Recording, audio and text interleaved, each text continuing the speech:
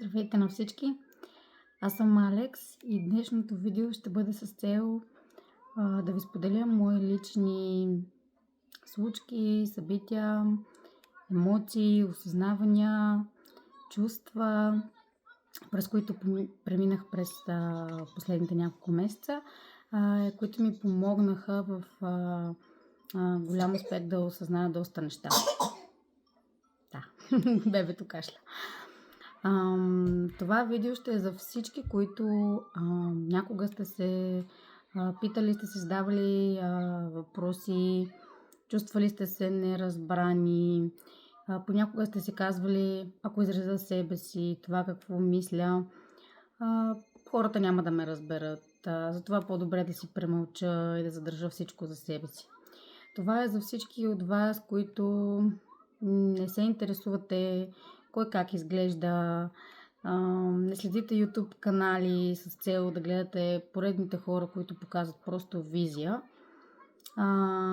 Това е за всички от вас, които се интересувате от съдържанието на това, което хората говорят.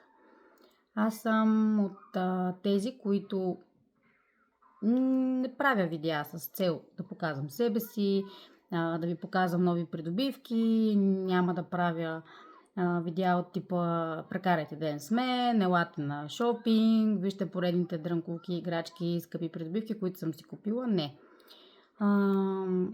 Нещата, които аз ще говоря, нещата, които мен ме вълнуват, надявам се да стигнат до сърцето и ума на всички, които са като мен, които се интересуват от стойностно съдържание и очакват да споделят преживяванията си, чувствата, емоциите си, да намират разбиране с други хора като тях, да не се притесняват да се себе изразяват и да разберат, че винаги някъде в пространството има други като тях, които имат нужда да чуят какво ще кажат, които ще ги подкрепят, ще ги разберат и най-вече няма да ги съдят.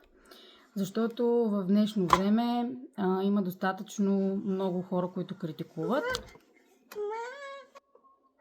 Има достатъчно, които критикуват, има достатъчно такива, които просто сякаш стоят в интернет пространството, за да хейтят, така казано. И всъщност не се замислят дори колко много биха могли да наранят, обидят хората, които искат да изразят себе си по някакъв начин.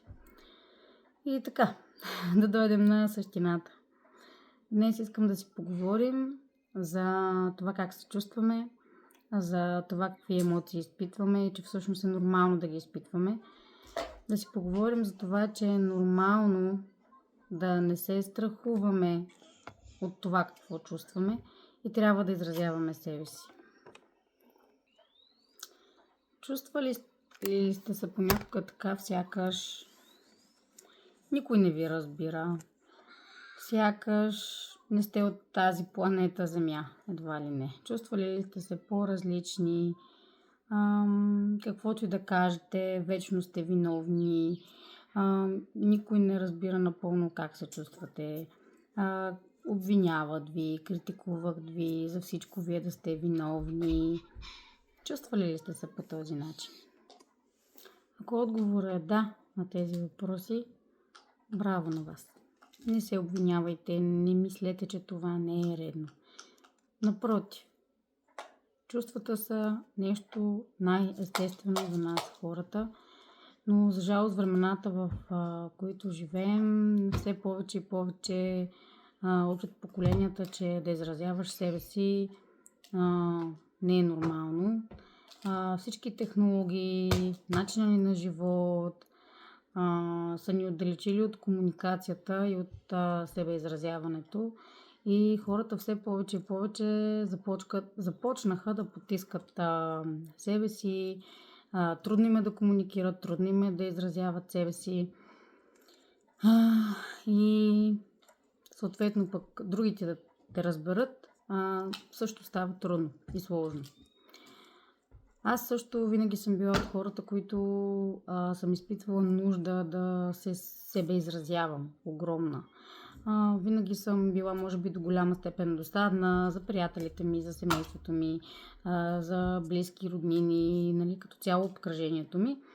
Винаги са ми казвали: Александра, ти не спираш да говориш, ама ти не млъкваш, ама ти вечно нон-стоп нещо трябва да кажеш. И това всичко е моята потребност да бъда разбрана, да бъда чута. Да съм сигурна, че съм обяснила достатъчно добре как се чувствам, че хората няма да ме осъждат, че хората ще ме приемат, че хората ще ме подкрепят. Ако се чувствате така, не се обвинявайте. Не се обвинявайте и не спирайте да изразявате себе си. Хората, които са правилните за вас, хората, които ви обичат, хората, които ви уважават, те винаги ще ви подкрепят и ще искат да ви чуят. Понякога ще бъде трудно, понякога ще се карате, ще спорите. Това също е нормално. Но когато се случва така, не трябва да си казвате: добре, значи следващия път няма да изразя моите чувства, защото не искам да се скарам с този или с онзи. Не искам да се чувствам неразбран. Колкото повече премълчавате и се чувате в себе си, толкова по-неразбрани ще оставате всъщност. Изключително важно е човек да се научи да комуникира и да изразява себе си по правилния начин.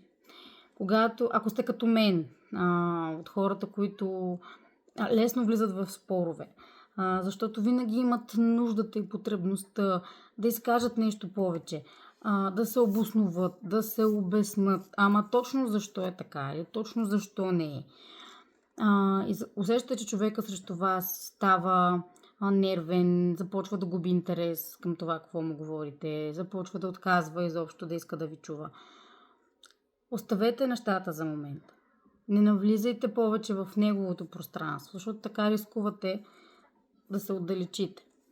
Идеята е, когато видите, че отсреща нямате обратна връзка, да кажете на човека срещу вас: разбирам, че в момента си ядосан. Разбирам, че не си съгласен.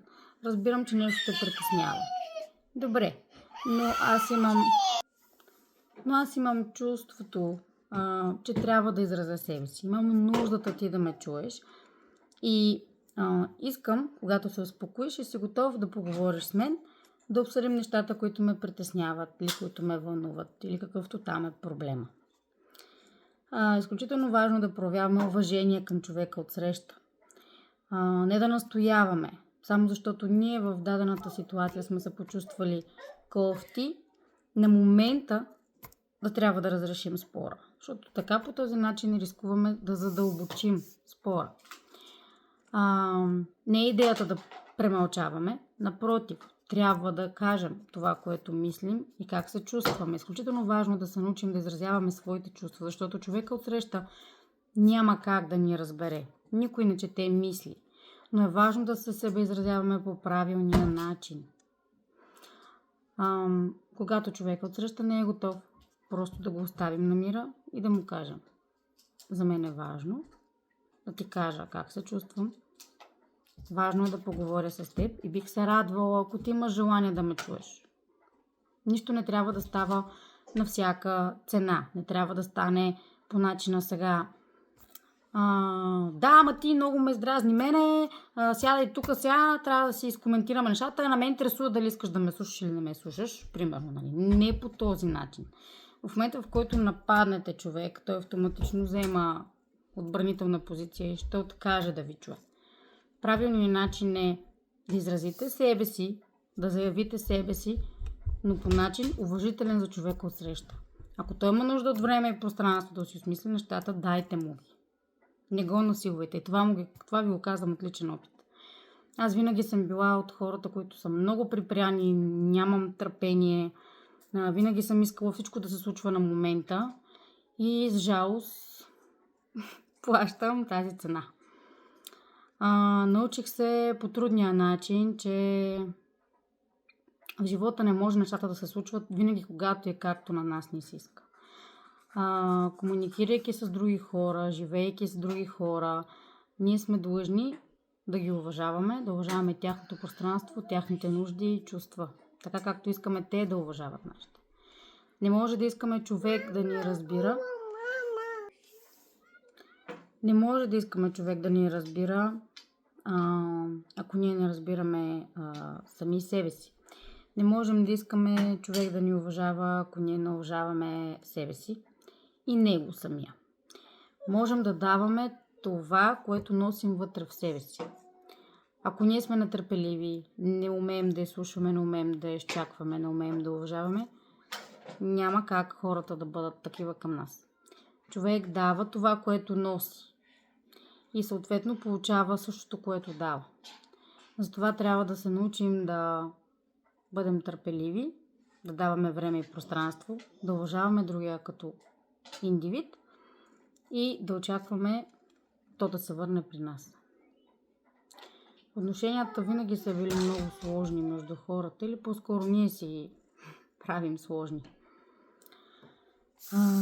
Често си казваме, защо все на мен, защо пак така се случва, ама ето аз се опитвам така и така да правя, ама то пак става същото като преди. Сменяме хора, партньори, приятели. Не можем да сменим само хората от семейството си. Но често дори отказваме да комуникираме с тях, когато не ни изнася. Просто все едно ги няма. Тъй като не можем да ги сменим, просто ги изхвърляме от живота си. Нещо, което съвсем не е правилно. Но често, когато имаме трудности в отношенията си, решаваме, че просто сменяме човека, схвърляме стария, който не ни изнася, взимаме новия. Надеждата, че този новия ще може да прави нещата, от които ние имаме нужда. Но не се получава. И не се получава, знаете ли защо? Защото ние сме същите. Ние продължаваме да даваме това, което носим в себе си. Сменяйки хората, ние сменяме просто различните ситуации, но ефектът е един и същ. И крайният резултат винаги е един и същ. Докато не осъзнаем, че ние трябва да променим първо и единствено себе си, защото носим отговорност само единствено за себе си. Не можем да променим хората от среща. Не можем да очакваме някой да прави нещо само защото ние искаме.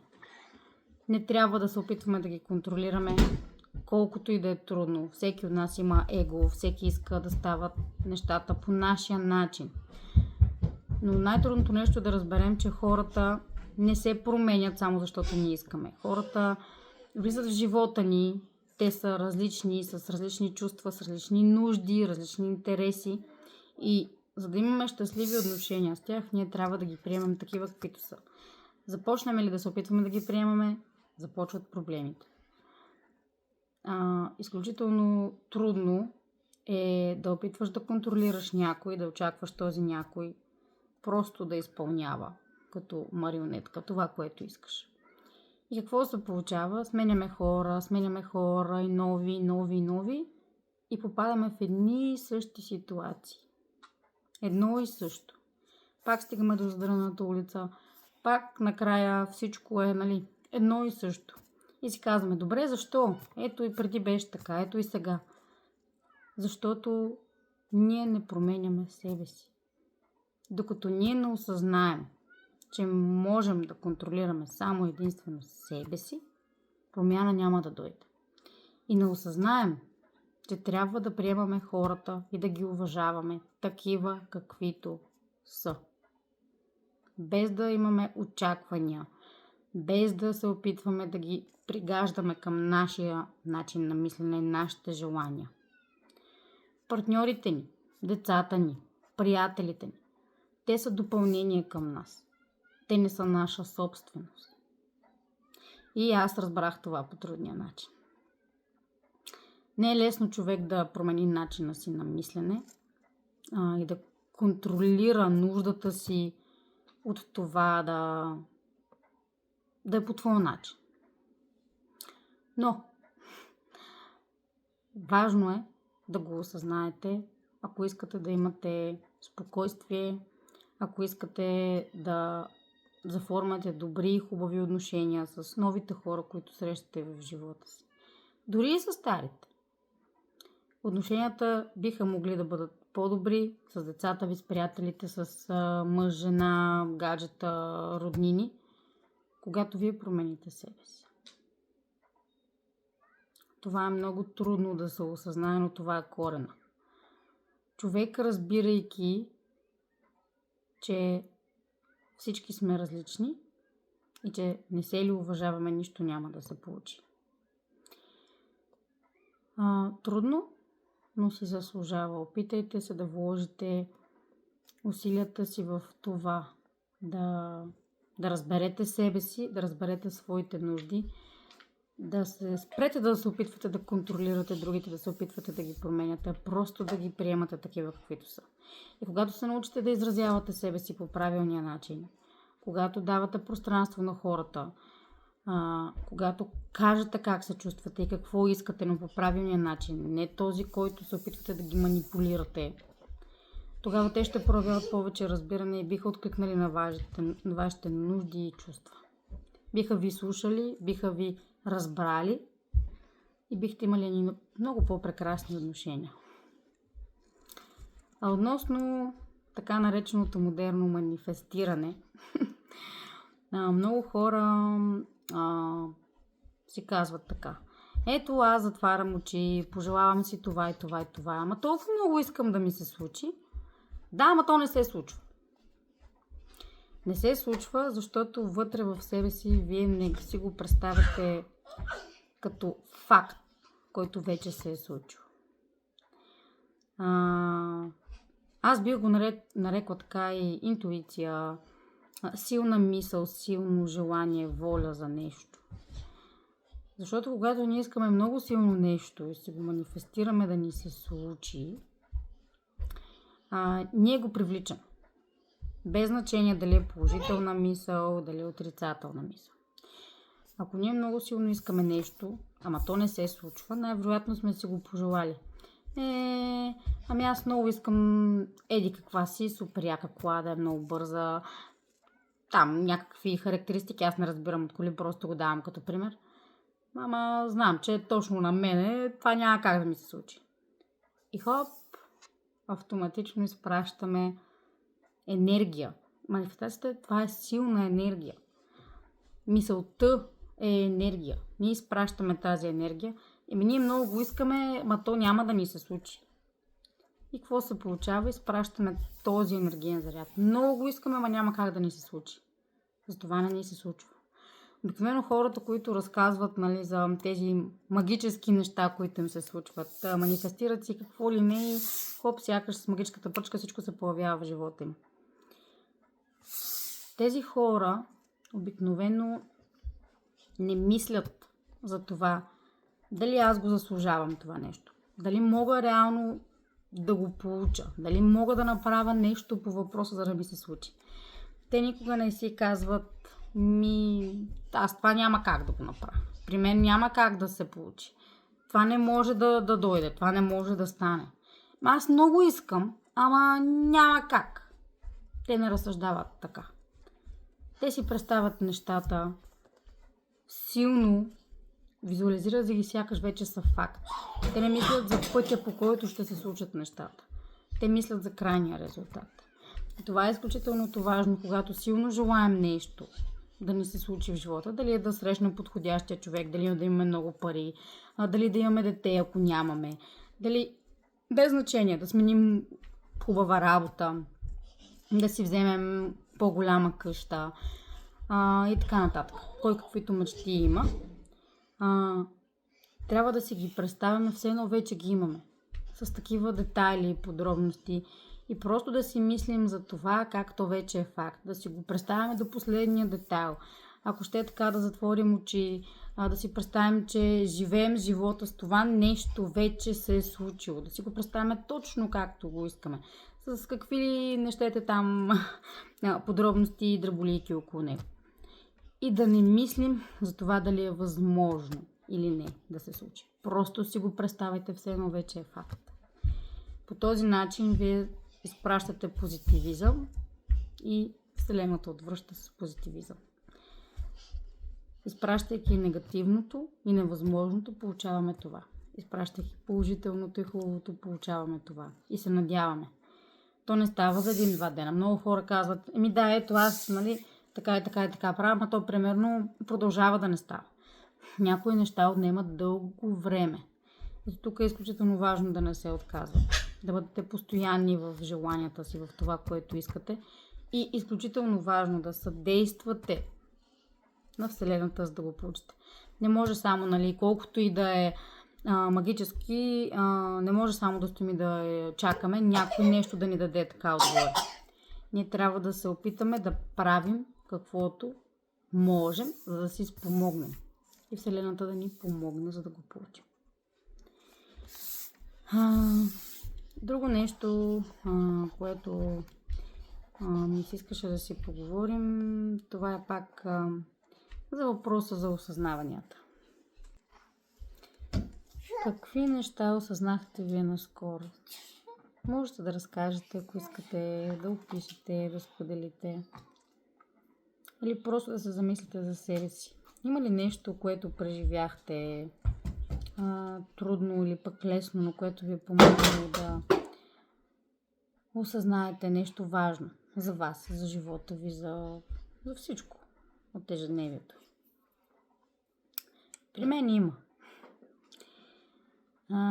Аз осъзнах, че наистина това, за което си мислим, това ни се случва.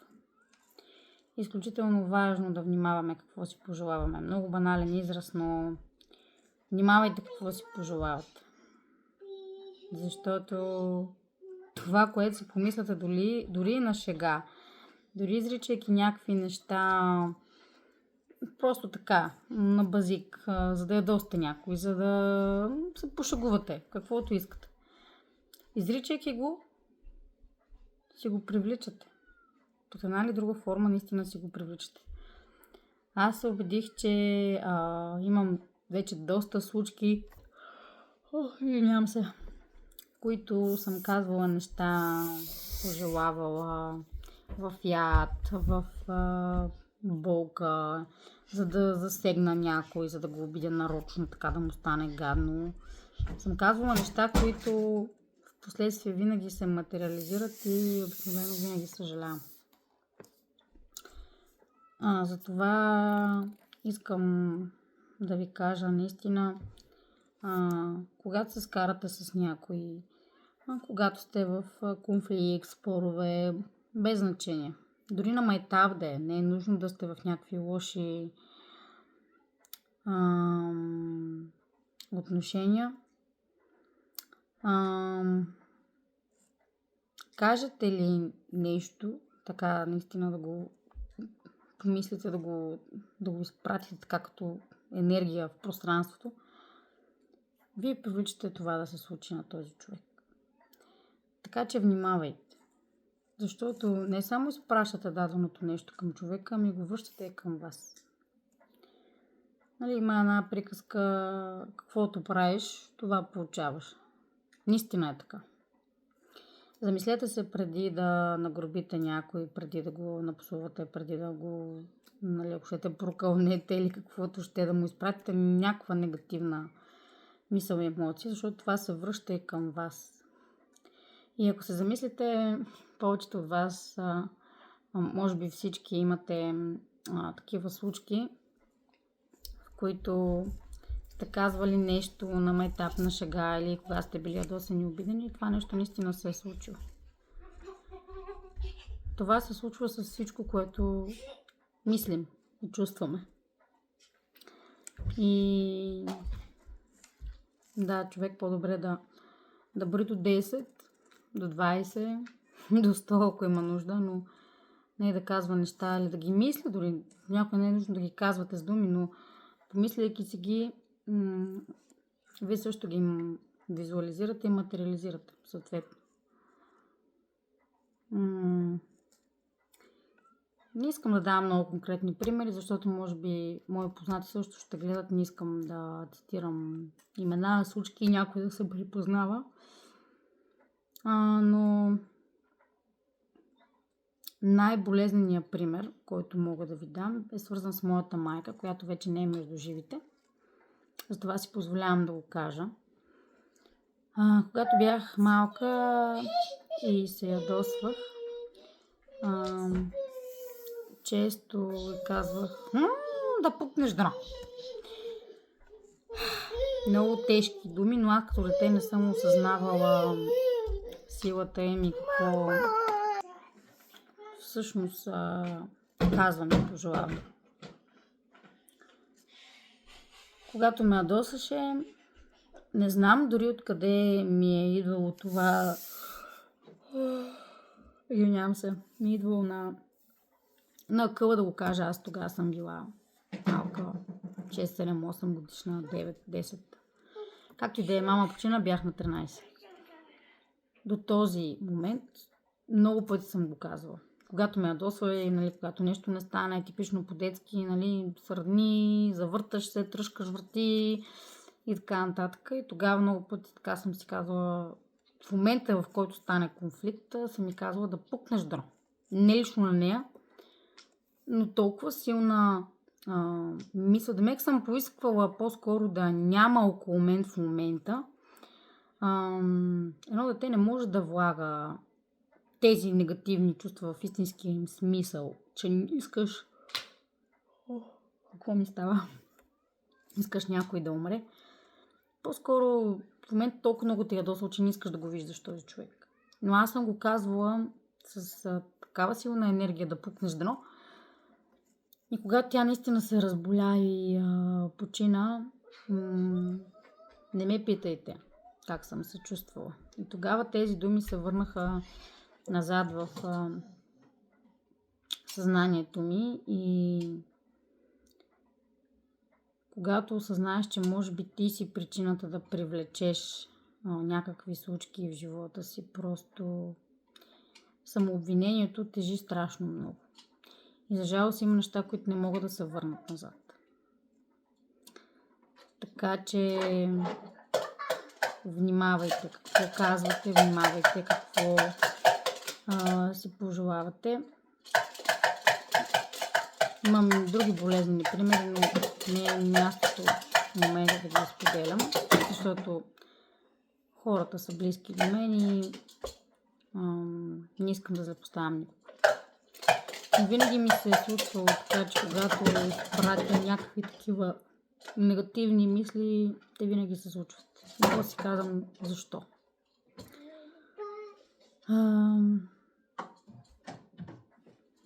Бъдете щастливи, радвайте се на живота, защото той ни е един и е кратък. И никога не се притеснявайте да покажете себе си, бъдете себе си, научете се да обичате и да уважавате близките. Когато разберете, че всички сме толкова прекрасни, такива каквито сме и няма нужда да се променяме, за това сме се харесали, за това сме се избрали, защото сме такива, каквито сме. И различия и конфликти винаги ще има, но трябва да се научим да ги разрешаваме по правилния начин, да се разбираме, да си даваме време, пространство и да се уважаваме. Тогава вярвам, че всички ще имаме по-добри отношения и света може наистина да е по-добър, колкото и банално да звучи.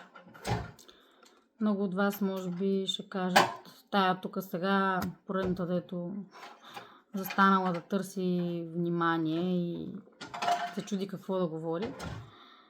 Всеки има право да мисли каквото пожелае. Аз така съм го почувствала, че имам нужда да споделя тези мисли и чувства. И хората, които имат нужда да го чуят и да видят, че има и други като тях, които мислят така, по сходен начин. Не трябва да се притесняват да застанат и да покажат какви са. Всеки има право да мисли и чувства каквото поиска. Един може да ме хареса, други не. Това е живота. Ние сме различни, сме цветни. Надявам се това да е достигнало до тези, от които имат нужда да го чуят и бих се радвала да споделите и вие. Чисто и открито как се чувствате, какво ви се е случило, какво сте осъзнали, как се чувствате в момента. Желая ви прекрасен ден, вечер, сутрин, откъдето гледа. Бъдете здрави, щастливи, обичайте се, уважавайте се. Не се опитвайте да се променяте. Вие сте различни и сте прекрасни такива, каквито сте. Чао, чао от мен.